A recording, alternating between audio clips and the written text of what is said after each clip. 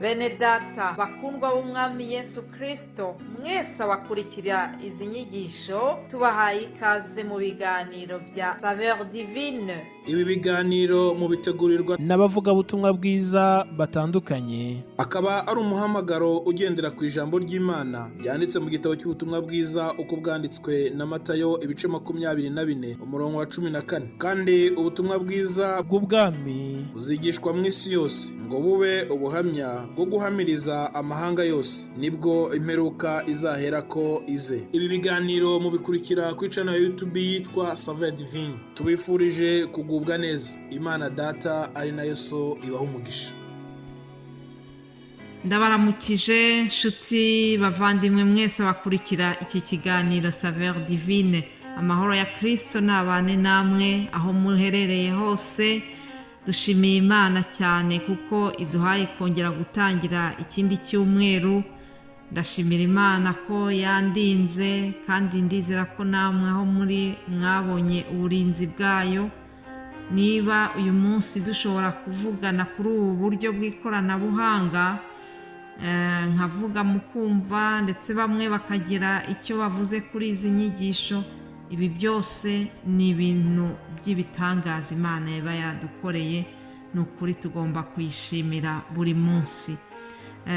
Reka rero dutangire iki cyumweru cyacu dufatanya ijambo ritoya tubona mu rwandiko rwa Yesaya 43 ku murongo wa 19 handitse ngo, dore ngiye gukora ikintu gishya, ubu ko kigiye kwaduka ntimuzakimenya.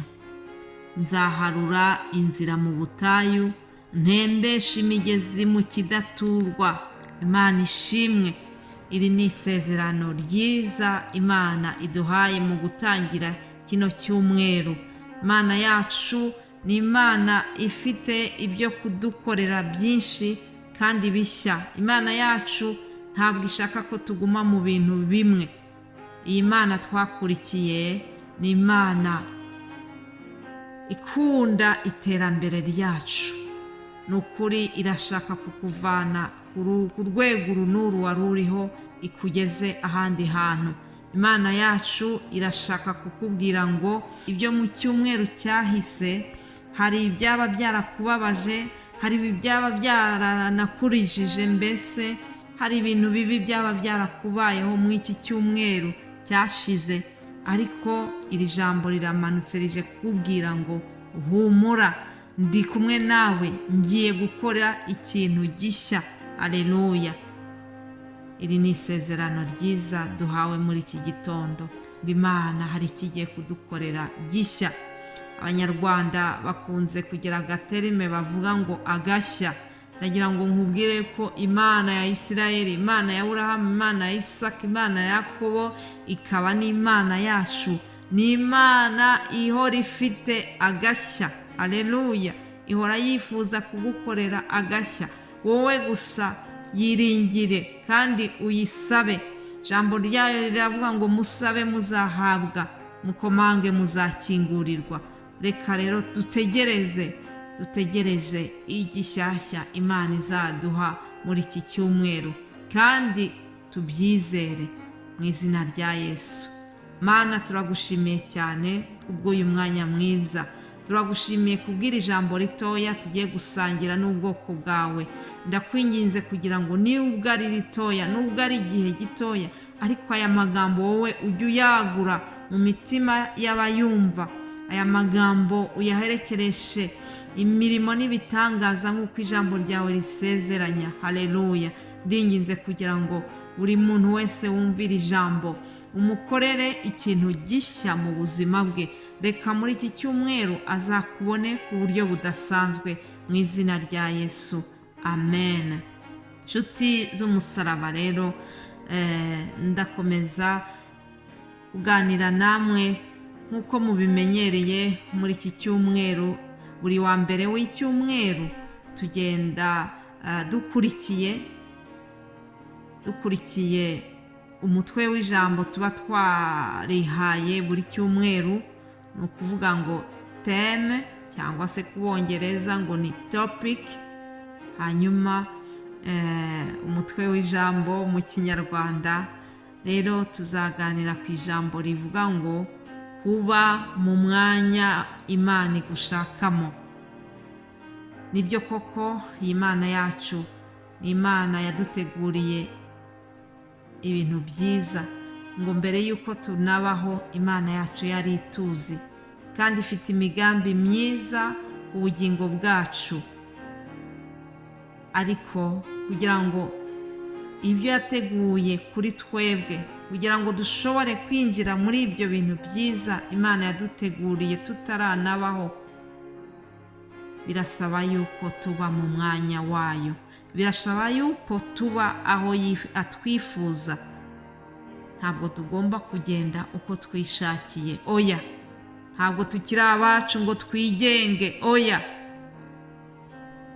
Rero dusabwa kugira ngo tube mu mwanya Imana yifuza ko tubamo, hanyuma nayo izatugomororera imigisha yayo. Imana ishimwe. Twihuse twongere dusome ijambo tubona mu gitabo cya mbere cy'Abami, igice cya 17 umurongo wa 2, handitse ngo hanyuma ijambo ry'Uwiteka rimugeraho riti, va hano ugende werekeye iburasirazuba, wihishe iruhande rw'akagezi kitwa Keriti ahateganye na Yorodani, uzajye unywa amazi yako, kandi ntegetse ibikona kujya bikugemurirayo. Imana ishimwe. Dufite Imana itegeka ibintu bigakoreka.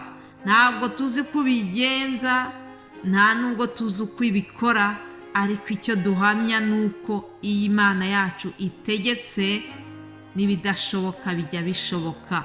Haleluya. Aya magambo make dusomye muri iki gitabo cy'Abami ni ijambo ryabwiwe umukozi w'Imana Eliya. Eliya ni umuhanuzi wakoreshejwe ibitangaza bikomeye cyane muri kiriya gihe cye. Rero ntabwo ndi bavugire amagambo menshi kuri Eliya, kuko bene data bazabivugaho, iyi nkuru bazayibaganirizaho mu buryo burambuye. Ngewe yari ijambo ry'urufunguzo gusa, ariko icyo nashatse ko tuvugaho nuko Eliya yumviye ijwi ry'Imana. Yarari hano hantu, ariko Imana iramubwira ngo va hano. Hari aho yamubwiye kuva, hari n'ahandi yamwerekeje, mubwira kwerekeza iburasirazuba. Eliya nawe arumvira ajyayo.